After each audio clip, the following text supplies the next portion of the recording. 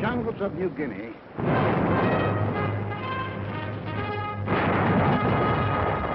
on the barren shores of the Aleutians, in the tropic heat of the Pacific Islands, in the sub-zero cold of the skies over Germany, in Burma and Iceland, the Philippines and Iran, France, in China and Italy, Americans fighting. Fighting over an area extending 7/8 of the way around the world. Men from the green hills of New England, the sun-baked plains of the Middle West, the cotton fields of the South, the close-packed streets of teeming factories of Detroit, Los Angeles, the endless stretching distances of the Southwest, men from the hills and from the plains, from the villages and from the cities, bookkeepers, soda jerks, mechanics, college students, rich man, poor man, beggar man, thief, doctor, lawyer, merchant, chief, not in fighting men. Yet 2 years ago, many had never fired a gun or seen the ocean or been off the ground. Americans, fighting for their country while half a world away from it, fighting for their country and for more than their country, fighting for an idea. The idea bigger than the country. Without the idea, the country might have remained only a wilderness. Without the country, the idea might have remained only a dream.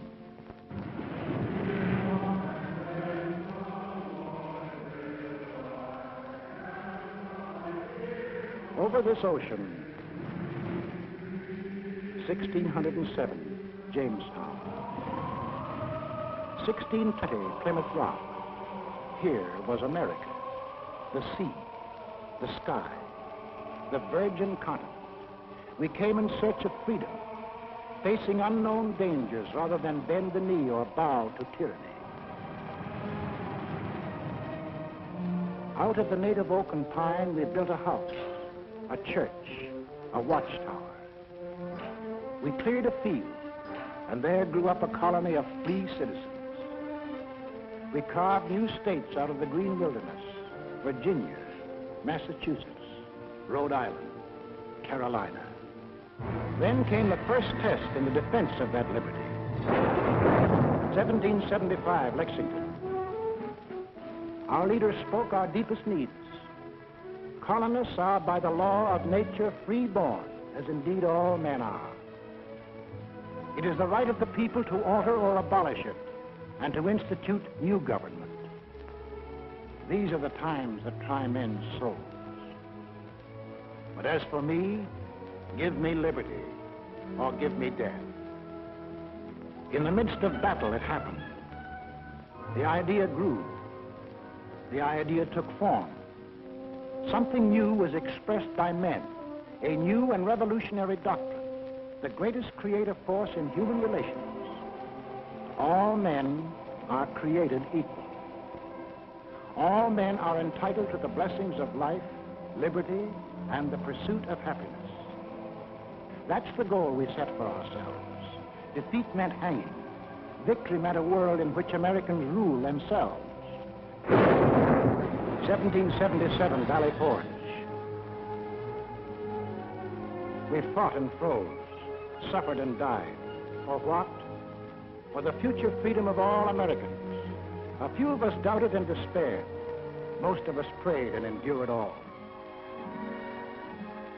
1781. Now we were a free, independent nation. The new idea had won its first test. Now to pass it on to future Americans. The Constitution, the sacred charter of we the people. The blood and sweat of we the people. The life, liberty, and happiness of we the people. The people were to rule, not some of the people, not the best people or the worst, not the rich people or the poor, but people, all the people.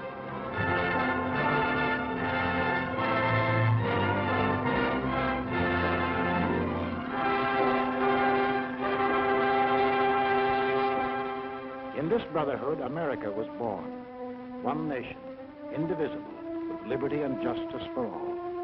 We began as 13 states along the Atlantic seaboard. We pushed across the Alleghenies, the Ohio River, the Mississippi, the last far range of the distant Rockies.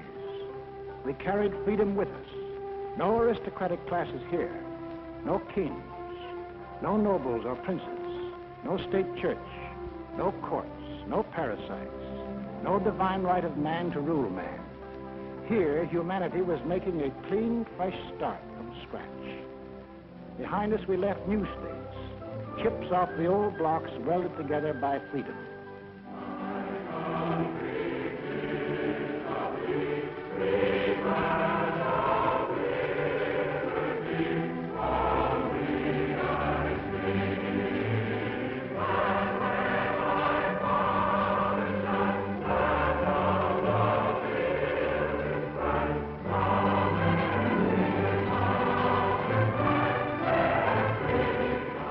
Until finally we were one nation, a land of hope and opportunity that had arisen out of a skeptical world. A light was shining, freedom's light. From every country and every clime, men saw that light and turned their faces toward it. Give me your tired, your poor, your huddled masses yearning to breathe free, the wretched refuse of your teeming shore. Send these, the homeless, tempest-tossed, to me. I lift my lamp beside the golden door. As strangers to one another, we came and built a country, and the country built us into Americans. The man of old nations was poured out to build anew. The sweat of our first settlers, the English, the Scotch, the Dutch, building the workshop of New England, of the Italian in the sulfur mines of Louisiana, of the Frenchman and the Swiss in the vineyards of California and New York State, of the Dane, the Norwegian, the Swede, seeding the good earth to make the Midwest bloom with grain, of the Pole and the Welshman, of the Negro harvesting cotton in the hot southern sun,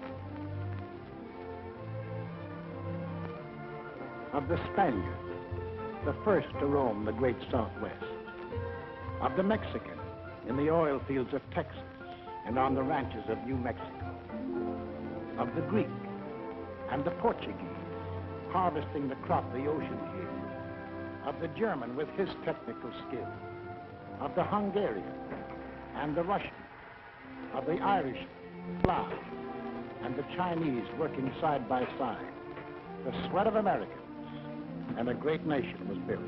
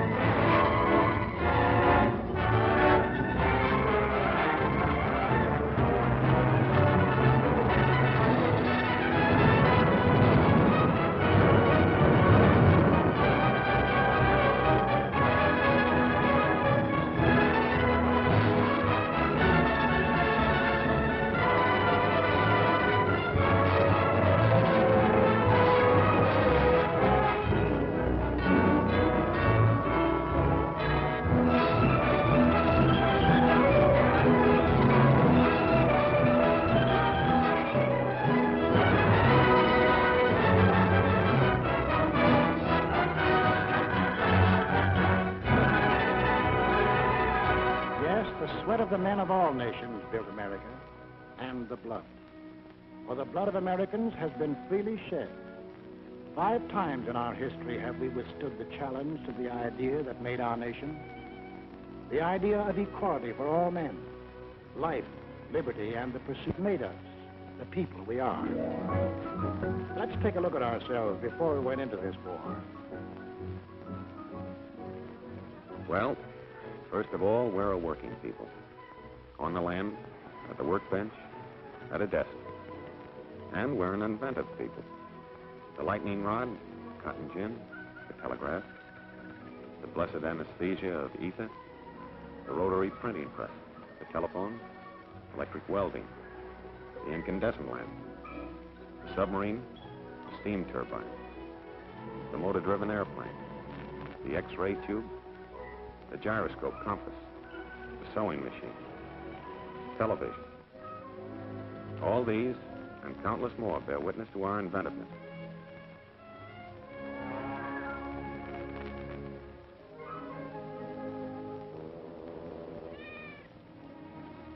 And this inventiveness and enterprise, plus our hard-won democratic ideal of the greatest good for the greatest number, created for the average man the highest standard of living in the world. 32.5 million registered automobiles, 2/3 of all the automobiles there are in the entire world. We demand the highest standards in sanitation, purity of food, medical care. Our hospitals are models for the world to copy. We want the best for the average man, woman, or child, particularly child. We have reduced the hazard of being born. From then on, we protect, foster, and generally spoil the majority of our children. But it doesn't seem to hurt them much. They go to school, all kinds of schools, to kindergarten, public schools, private schools, trade schools, high schools, to 25,000 high schools, and to college. In the last war, 20% of all the men in the armed forces had been to high school or college. In this war, 63%. We're a great 2 weeks vacation people. We hunt, and we fish. Up north, down south, back east, out west. When the season opens, we hunt and fish. And we're a sports-loving people.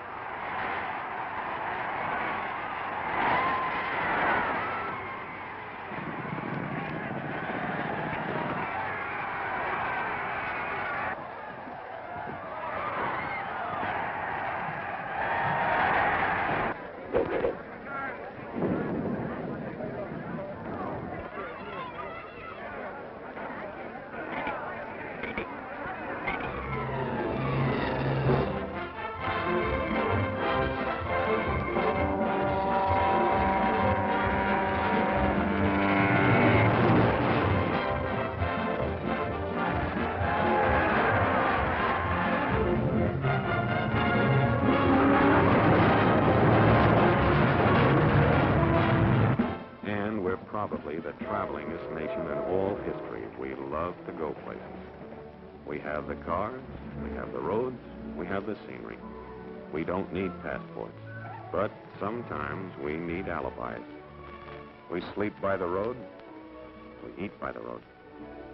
The foreigner is enchanted and amazed by what we like to put on our stomachs.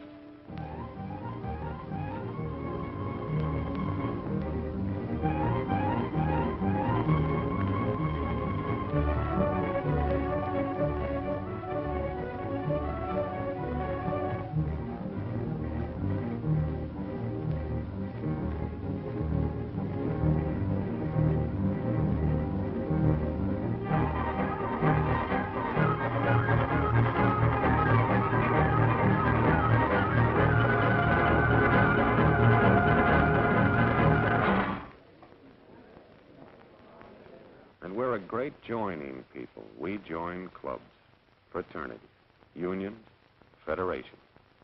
Shove a blanket us, we'll sign up. Radios, we have one in the living room. When you think of refreshment, think of the dining room,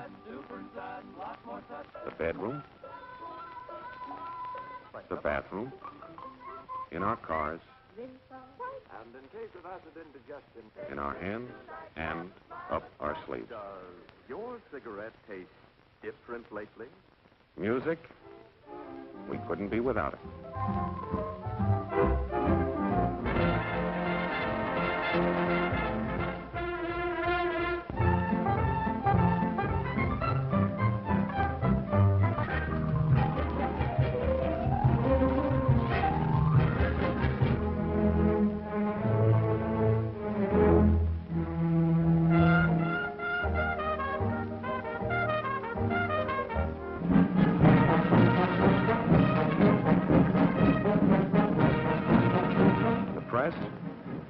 Yes, it's the biggest, but most important, it's the freest on Earth. Over 12,000 newspapers of all shades of opinion, books on every conceivable subject, and more than 6,000 different magazines, not counting the comics. Churches, we have every denomination on Earth. 60 million of us regularly attend, and no one dares tell us which one to go to. We elect our own neighbors to govern us.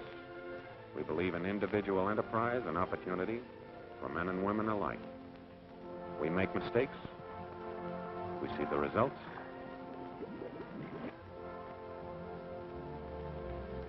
We correct the mistakes. We skyrocket into false prosperities and then plummet down into false, needless depressions. But in spite of everything, we never lose our faith in the future. We believe in the future. We build for the future. Yes, we build for the future. And the future always catches up with us. Before we're done building, we've developed something new and have to start rebuilding. That's roughly the kind of people we are. Boastful, easygoing, sentimental, but underneath passionately dedicated to the ideal our forefathers passed on to us, the liberty and dignity of man. We've made great material progress, but spiritually we're still in the frontier days. Yet deep down within us, there's a great yearning for peace and goodwill toward men. Somehow we feel that if men turn their minds toward the fields of peace, as they have toward the fields of transportation, communication, or aviation, wars would soon be as old-fashioned as the horse and buggy days. We hate war. We know that in war, it's the common man who does the pain, the suffering, the dying. We bend over backwards to avoid it. But let our freedoms be endangered, and we'll pay and suffer and fight to the last man. That is the America. That is the way of living for which we fight today. Why? Is that fight necessary? Did we want war? In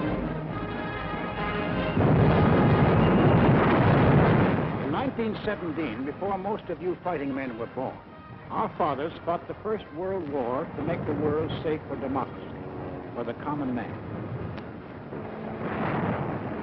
They fought a good fight. There was to be no more war in their time or their children's time. Faithful to our treaty obligations, we destroyed much of our naval tonnage. Our army went on a reducing diet until it became little more than a skeleton. For us, war was to be outlawed. For us, Europe was far away. And as for Asia, well, that was really out of this world, where everything looked like it was torn from the National Geographic.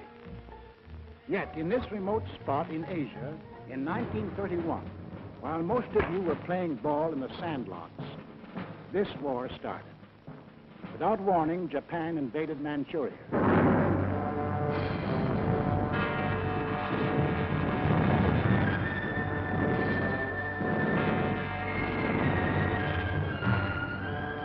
Once again, men who were peaceful became the slaves of men who were violent.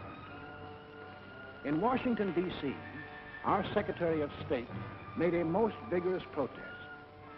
The American government does not intend to recognize any situation, treaty, or agreement which may be brought about by means of aggression. But we, the people, hadn't much time to think about Manchuria. We were wrestling with the worst depression in our history. Some of us were out of jobs. Some of us stood in bread lines. Some of us suffered homemade aggression. Some of us were choked with dust. Some of us had no place to go. 2 years later, in 1933, while most of you were graduating from high school, we read that a funny little man called Hitler had come into power in Germany.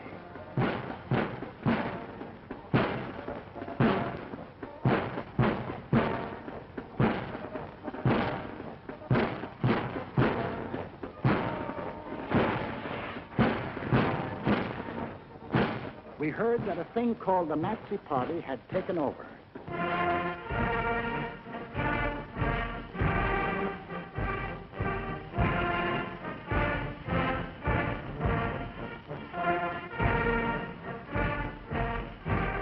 Today we rule Germany. Tomorrow, the world. What kind of talk was that? It must be only hot air. In 1935, about the time you had your first date, we read that strutting Mussolini had attacked far-off Ethiopia.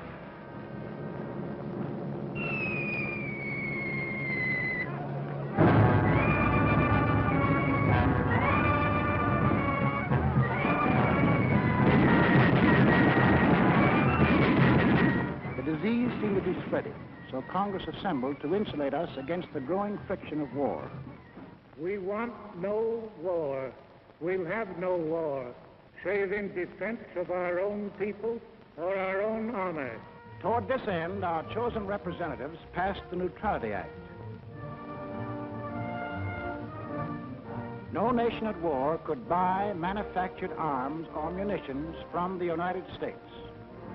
In 1936, when you were running around in jalopies, we were disturbed by news from Spain.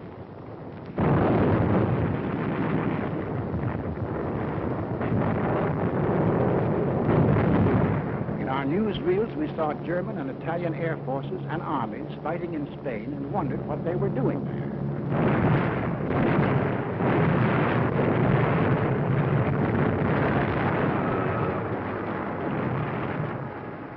For the first time, we saw great cities squashed flat, civilians bombed and killed.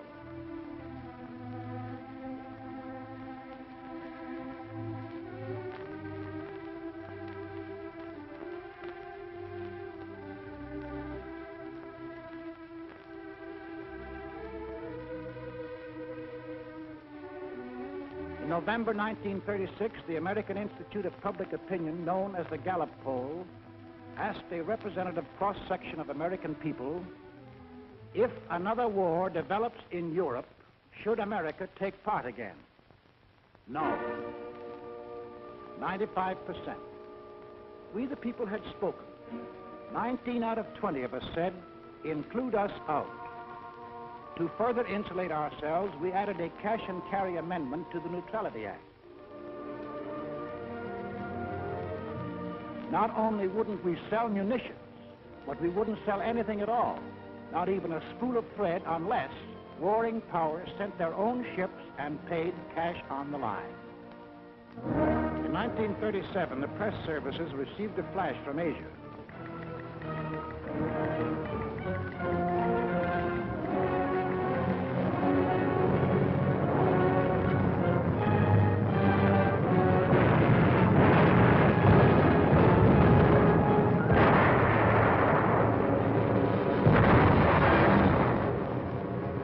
The Japs were turning Asia into a slaughterhouse. But for us, Asia was still far away. In September 1937, the Gallup poll asked us, in the present fight between Japan and China, are your sympathies with either side? We answered, with China, 43%. With Japan, 2%. Undecided, 55%. We hadn't made up our minds about China. Our Neutrality Act barred sales of armaments only to nations at war. The Japanese had not declared war, so we went right on selling scrap iron and aviation gasoline to Japan. In March 1938, Hitler had not declared war either, but his goose-stepping army suddenly smashed in and occupied all the soil of Austria.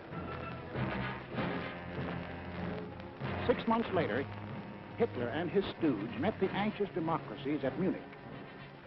Hitler promised peace in our time if Britain and France would give him that part of Czechoslovakia known as the Sudetenland. Britain and France gave him that part of Czechoslovakia, hoping to avert war. Now we had his word, peace in our time. At home, we began to hear strange hits.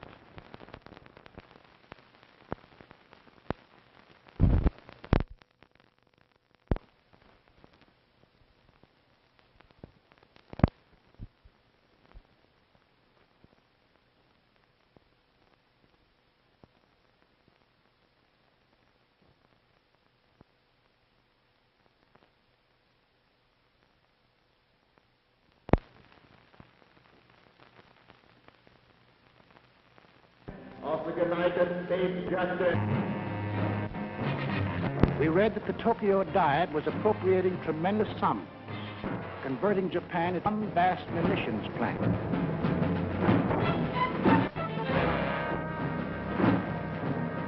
We watched these supposedly poor have for armament, and we wondered why. Arrogantly, they told us why. They had declared war on us long before the shooting started. We have actually been at war since the day when we lifted the flag of our revolution, the democratic world. The Germans are noble and unique men, to whom the earth was given by the Capra.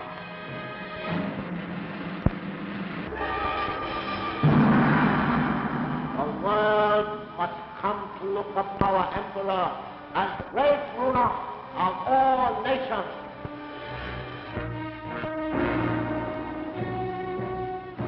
When the people of these elected to follow their leaders, Death Incorporated, they organized to personal freedom, equality of man, freedom of speech, freedom of religion, organized to smash the very principles which made us the people we are. So in December 1938, when the poll asked us, should the United States increase the strength of its Army, Navy, and Air Force, we answered yes, 85%. It was time to look to our defense. Gentlemen, the Military Affairs Committee of the United States House of Representatives for the purpose of considering national defense.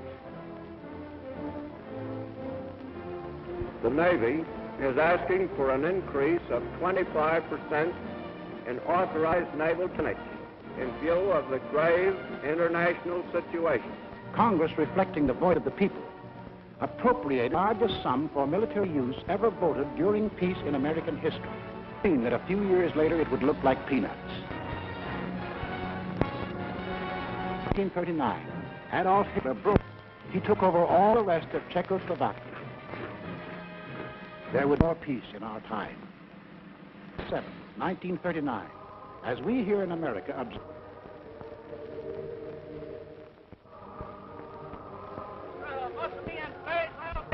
Capra Italy attacks Albania.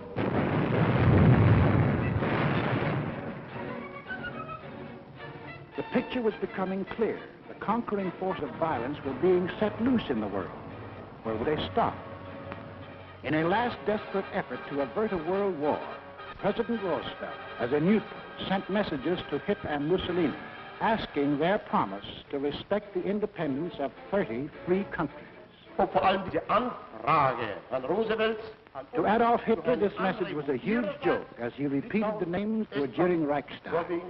Sweden, Denmark, Niederlande, Belgien, Großbritannien, Irland, Frankreich, Portugal, Spanien, die Schweiz, Liechtenstein, Luxemburg, Polen, Ungarn, Rumänien, Jugoslawien, Russland, Bulgarien, Türkei, Arabien, Syrien, Palästina, Ägypten. This was the only answer the president received. On September the 1st, 1939, the Nazi army smashed into Poland.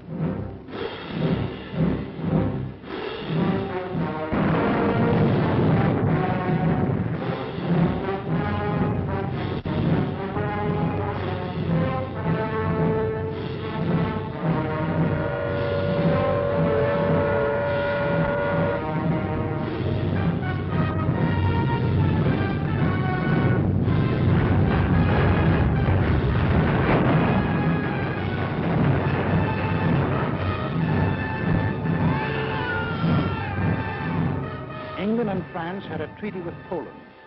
Would they act now? At home, we listened in suspense. Adolf Hitler's all-out attack on Poland makes the long-dreaded European war a certainty. Prime Minister Chamberlain of Great Britain gave the Nazi dictator a 0 hour for withdrawing his troops from Poland. That 0 hour ends now. At this time, we transfer you to London for an important announcement by the British Prime Minister. Up to the very last, it would have been quite possible to have arranged a peaceful and honorable settlement between Germany and Poland. Hitler would not have it. But a situation in which no word given by Germany's ruler could be trusted, and no people or country could feel itself safe, had become intolerable.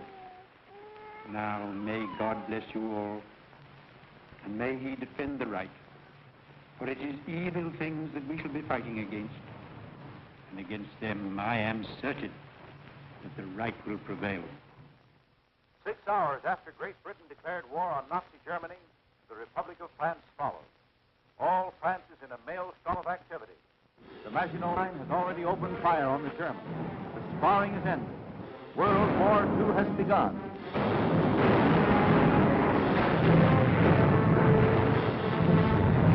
At home, we were asked, what country is in this war? 82%. We Americans had it. Also, we began to fear that this war was going to concern us. President Roosevelt called a special session of Congress to reconsider the embargo against selling munitions. I have asked the Congress to reassemble in extraordinary session in order that it may consider and act on changes in our neutrality law. The men of Congress wrestled with their beliefs and our futures. They debated and they argued. The arms embargo is far too great a security to American peace to permit its surrender without a last-ditch fight. The Embargo Act, as it now stands, is one-sided and works entirely to the advantage of one side. Therefore, the Embargo Act should be modified. We, the people, also debated and argued whether we should sell arms and munitions. When the question was put to us, we had an answer. Should we change the Neutrality Act so we can sell war supplies? Yes, 57%. Shortly after, our representatives changed the Neutrality Act. We lifted the embargo on arms and munitions. Now we would sell if purchasers would pay and take the stuff away in their own ships. American ships were still barred from combat zones. Meanwhile, on the other side of the globe, Japan was busy trying to bomb, shoot, and terrorize the Chinese into submission. We began to realize that if Japan conquered 400 million Chinese, strong as to run us right out of the Pacific. In June 1939, with the same question, 74% said we were with China. Mines were made up. When we loaded our scrap iron on Japanese ships, our citizens protested. Let Mr. Atchison, Assistant Secretary of State, tell us the inside of the story. So until the middle of 19, the restriction of exports to Japan took the form of moral embargoes of aeroplanes and direct munitions. Then Congress passed the Export Control Act, and increasing cutoffs of scrap iron, aviation gasoline, and other strategic items followed. Exports were curtailed to the limit which those responsible for our defense were willing to risk. It was a fearful responsibility. On one side was the possibility, in fact the probability, that one day these materials might be used against us. On the other side was the possibility, in fact the probability, that to cut them off would provoke an attack which we were not then prepared to resist. Finally, in the summer of 1941, as it became clear that Japan was turning her back upon every possibility of reconciliation and adjustment, and was determined upon her great gamble of conquest, all exports ceased. On April 9, 1940, the leaders of Nazi Germany shifted their war machine into high gear. They overran into Denmark. They smashed into Norway. On May the 10th, 1940, they blitzed into Holland and Belgium. The Nazis are marching ahead at the fastest speed a conquering army has moved in all history. All roads in France are choked with slow-moving masses of refugees. Nazi Stuka dive bombers are strafing and bombing thousands of helpless women and children. Mr. Keltonborn. Good evening, everybody. Tonight, it seems clearly apparent that the first great phase of the war in the West has been won by Germany. The army of French and British has made a valiant battle in its effort to retreat to Dunkirk, where there is some slight chance that some part of it can be evacuated. Adolf Hitler's mechanized forces are racing toward French resistance collapses. On this 10th day of June, 1940, the hand that held the dagger has struck it into the back of its neighbor. This is William L. Shirer speaking from the forest of Compiègne, where Adolf Hitler today is handing his armistice terms to France. It is 3:15 p.m. Adolf Hitler strides slowly toward the little clearing. I can see his face, his grave, solemn, yet hard statue of Marshal Foch. Hitler, see the French walk on the avenue, led by General Hunsinger. Hitler and the other German leaders rise as the French enter. General Keitel assembled to the German armistice terms. This whole ceremony is over in a quarter of an hour. The last time I saw Paris, her heart was warm and gay. I heard the laughter of her heart in every street cafe. The last time I saw Paris, a tree would rest for spring, and lovers walked beneath the trees, and birds found songs to sing. I dodged the same old taxi cab that I had dodged for years. The chorus of their squeaky horns was music to me. The last time I saw Paris, her heart was warm and gay. No matter how they change, I remember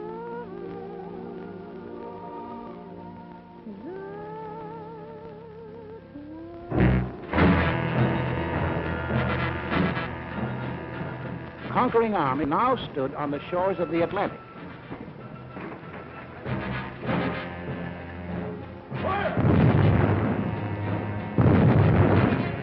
The danger was suddenly close. Countries conquered by the Nazis had possessions outside of Europe. These possessions are in America. Would the Nazis demand the French naval units at Martinique? Would the Nazis move into the Dutch oil fields at Curacao? Would the Nazis seize the French naval base at Dakar for invasion of South America? Already in Brazil, there were over 1 million Germans who lived exactly as they did in Germany. 1,200 German schools with Nazi textbooks and Nazi teachers. Nazi newspapers. Hermann Goering glider clubs had been established. Also in Brazil, there were 260,000 Japanese taking orders from Japan.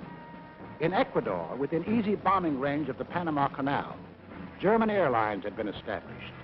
German pilots were reserve officers of the Luftwaffe. The German transport planes had bomb racks already built in. In Argentina, German athletic clubs similar to the Hitler Youth Movement had been organized exclusively for Germans. Here was a fifth column ready to take over. In Havana, we met with 20 other American republics.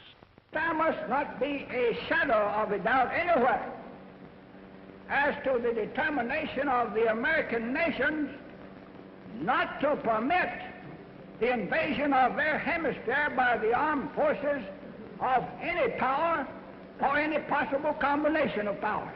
20 American nations stood firm. The Americas would not allow any European colony in this hemisphere to be transferred to a non-American power. We said, keep out. We meant it. We must increase production facilities for everything needed for the Army and Navy for national defense.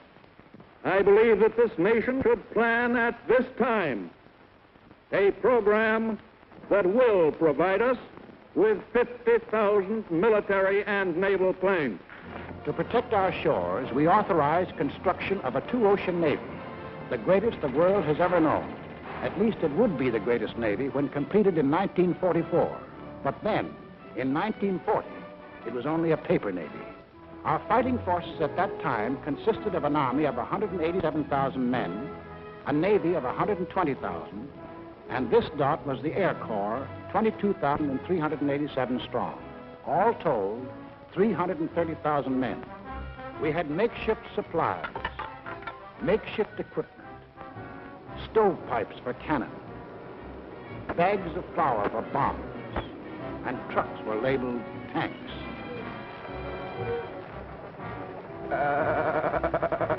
Our infantry had exactly 488 machine guns.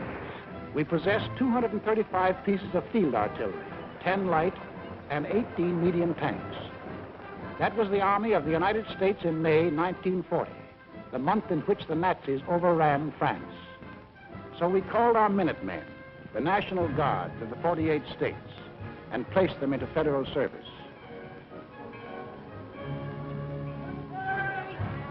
And most important, Congress passed the Selective Service Act. For the first time in our history, we began mobilizing an army while still at peace. The first number is serial number 158. This is the Army, Mr. Jones. No private room or telephone. You had your breakfast in bed before, but you won't have it there anymore. The second number, which has just been drawn, is 192. This is the Army, Mr. Green. We like the barracks nice and clean. You had a housemaid to clean your floor, but she won't help you out anymore. Do what the Bugler's command. They're in the Army and out in a band. This is the Army, Mr. Brown. You and your lady went to town. She had you worried, but this is warm, and she won't worry you anymore. More, so she won't worry you anymore. It wasn't too soon. Time was running out. The Nazis had begun their shattering blitz on Britain. Hello, America. This is Edward Murrow speaking from London. There were more German planes over the coast of Britain today than at any time since the war began. Anti-aircraft guns were in action along the southeast coast today.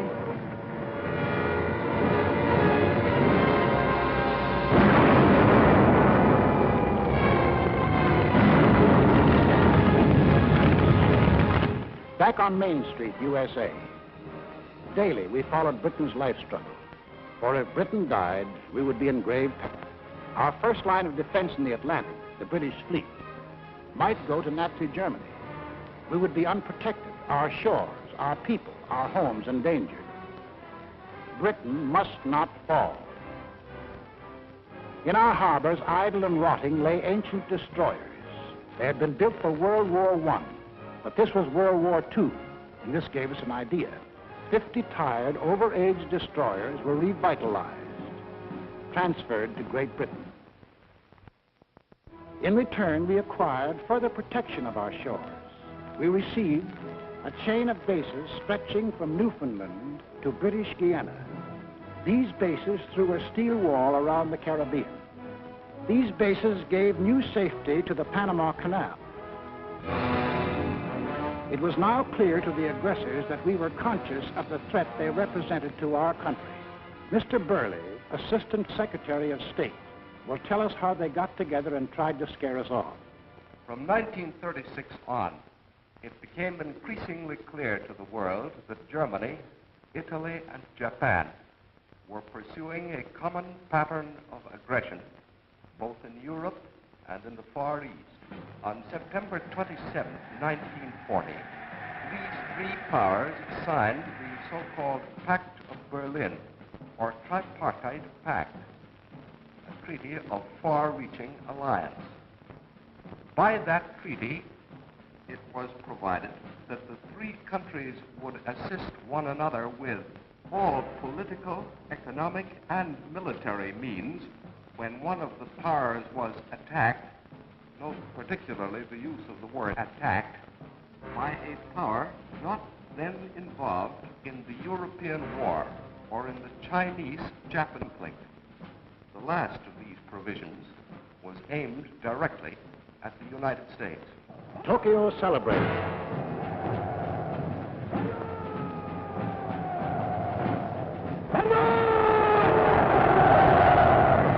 Rome cheered.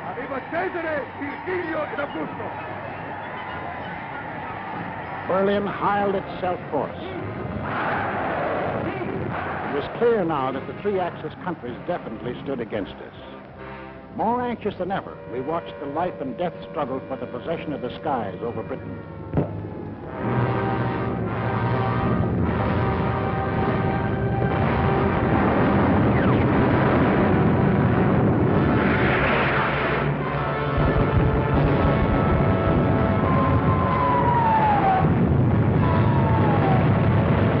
Despite the propaganda and confusion of recent months, it is now obvious that England is losing the war. England will not only survive, England will win.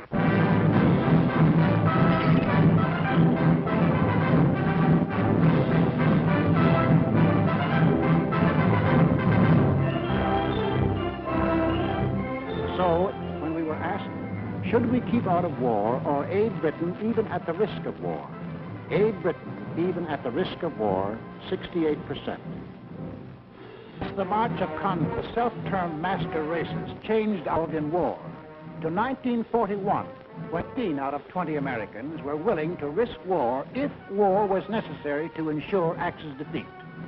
I've asked this Congress for authority and for funds sufficient to manufacture additional munitions and war supplies of many kinds to be turned over to those nations which are now in actual war with aggressor nations. Our most useful and immediate role is to act as an arsenal for them as well as for ourselves. We shall send in ever-increasing numbers ships, planes, tanks, guns. That is our purpose and our pledge. By an overwhelming majority, Congress passed Lend-Lease, Bill number 1776, another declaration of independence. Independence from tyranny, 1941 style. On April 6, 1941, the Nazi juggernaut overran into Yugoslavia and Greece. On June the 22nd, 1941, the success-crazy Nazis took their longest step toward world conquest. Without any declaration of war, they blitzed into Russia.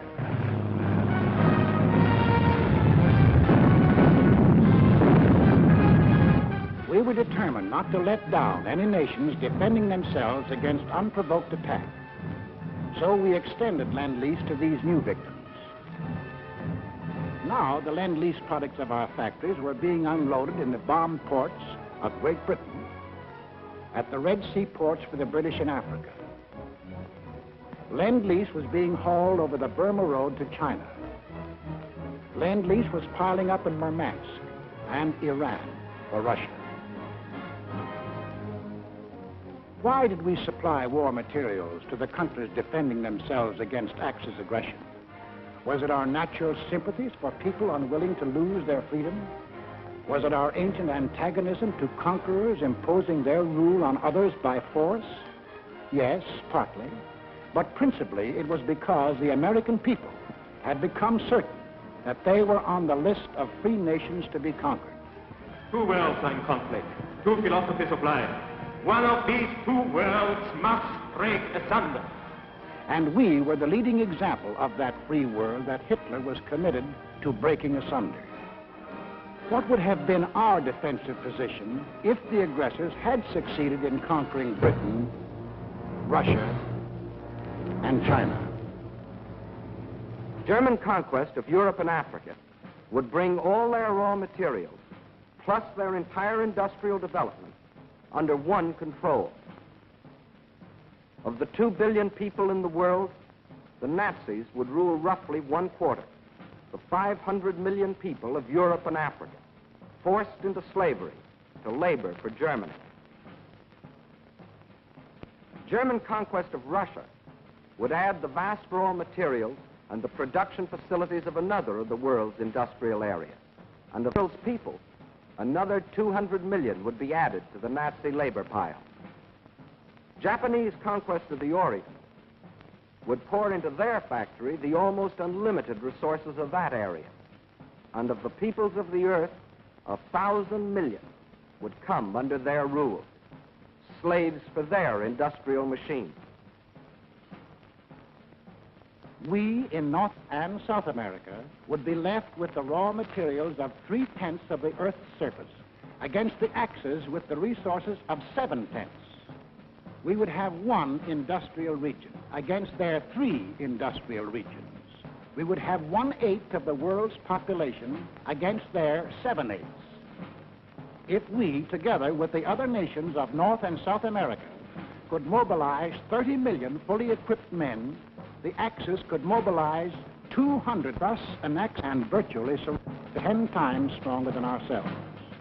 These are the reasons that led us, the American people, to change the Neutrality Act, to send aid to Britain, to Russia, to China, to make ourselves the arsenal of democracy. These are the reasons why now the first American troops set forth into the Atlantic to occupy new bases in Greenland and Iceland with the consent of their local governments. In our hands, bases of defense. In Nazi hands, bases of offense.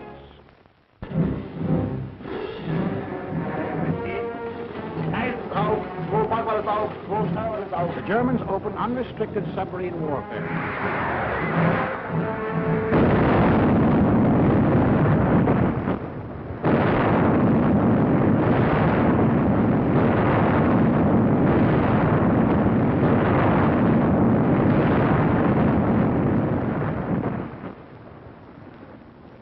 If today our Navy should make secure the seas for the delivery of our munitions to Great Britain, it will render as great a service to our country and to the preservation of American freedom as it has ever rendered in all its glorious history.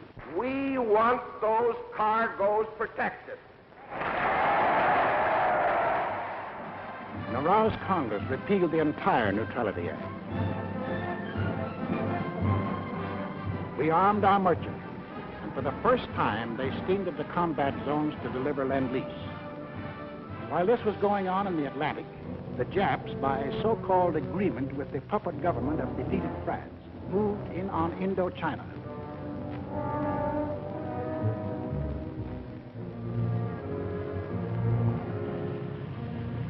There were now only 2 threats to their plan for conquest of Greater East Asia.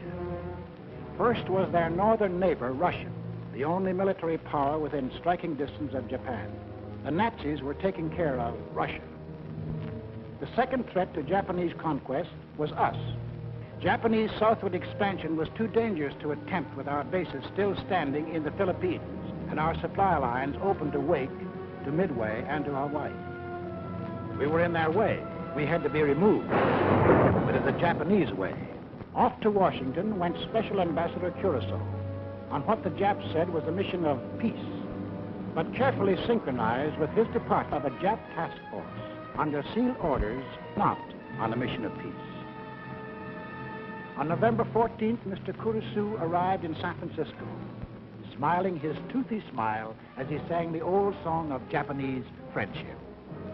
The Japanese were a peace-loving people.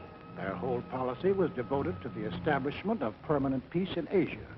Our aid to China was delaying the establishment of that peace. Our refusal to sell them oil and scrap was interfering with the establishment of that peace. Our objections to their taking over the East Indies, Greater East Asia, was an interruption in the establishment of that peace. All they wanted was peace. On November 17th, Mr. Curaçao and Japanese Ambassador Nomura were received by the President in the presence of the Secretary of State, Cordell Hull. It very quickly became clear that the Japanese had brought no new proposals and that the Japanese intended to continue their campaign to conquer China and all East Asia. However, on November 26th, our Secretary of State presented the Japanese with the basis for peaceful agreement between the two nations. The proposal was forwarded to Tokyo. The Japs had to stall for time, but only a short time. The task force was nearing its goal. Sunday, December 7th, 1941.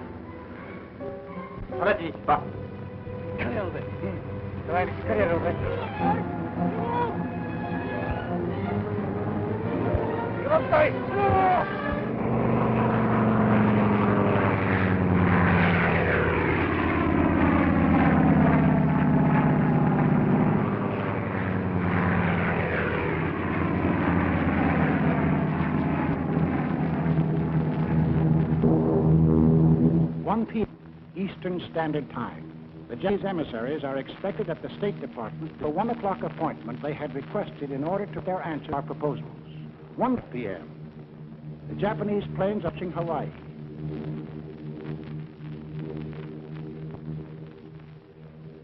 (1:10 p.m.) The Japanese emissaries telephoned to postpone their appointment until 1:45. 1:20 p.m.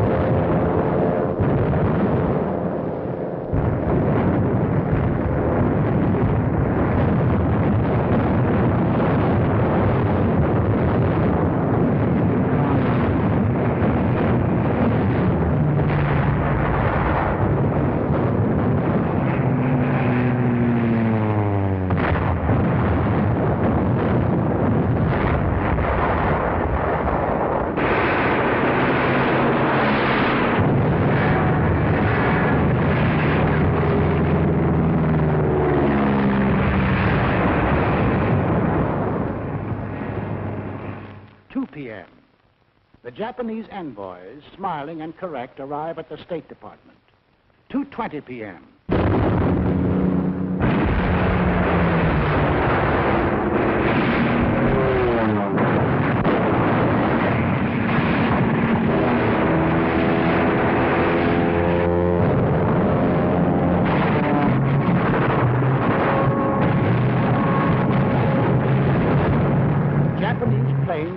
Sowing death and destruction for an hour on American outposts in the Pacific when the Japanese envoys presented a memorandum to Mr. Hull. Here is the memorandum presented to me. As you can see, it is quite a lengthy document. I read it hurriedly, discovering that it contained a recital of monstrous accusations against the United States, charging it, among other things, with, quote, scheming for the extension of the war, preparing to attack Germany and Italy, two powers striving to establish a new order in Europe, and ignoring Japan's sacrifices in the 4 years of the China affair, menacing the empire's existence itself, and disparaging its honor and prestige. After reading the note, I said to the Japanese emissaries, I have never seen a document that was more crowded with infamous falsehoods and distortions on a scale so huge that I never imagined that any government on this planet was capable of uttering them.